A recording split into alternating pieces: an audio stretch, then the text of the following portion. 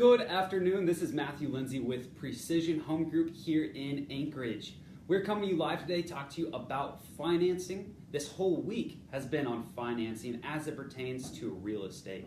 So on Monday we talked about FHA loans, the Federal Housing Authority. We talked about VA loans yesterday. So we talked about some of the pros and cons of those loans. The low down payments was definitely a pro for a lot of people. But some of the cons is you are leveraging a lot of money at a high percentage. So if you're trying to exit those properties in the near future after purchasing, you're going to be in a place where that may not be something you can do without bringing money to the table. So that's something to watch out for. But go back, check out those videos. They're also on YouTube, Facebook, and all social media channels. Today, what we're talking about is some myths, some financing myths, and increasing your income and how that's always going to solve your problems. So the myth that we're talking about today is, we had several people ask us, hey, can I get a home loan if I have a student loan? Can I get a home loan if I have a vehicle loan? You know, can I get a home loan if I have any other loans out there?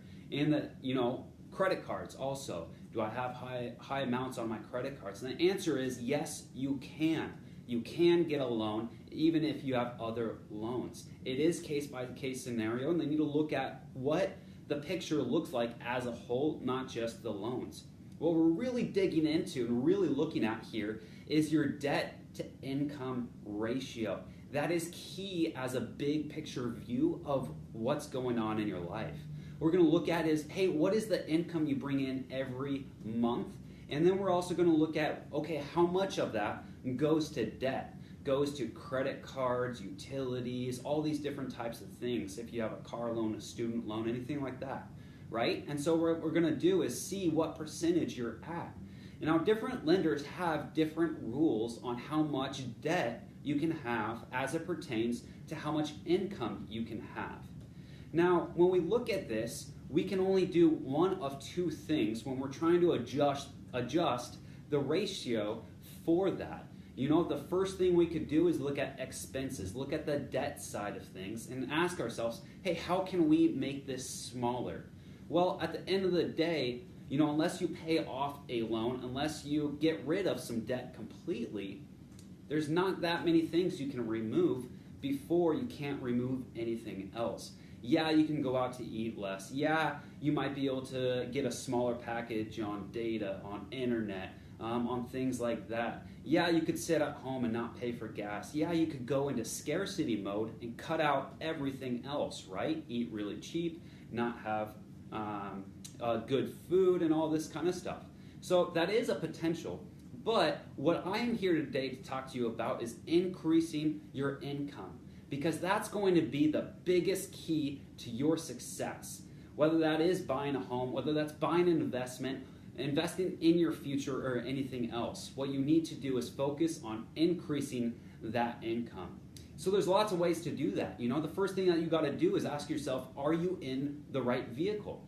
Are you at a job? Are you at, in a career? Are you doing something today that allows you to increase your income?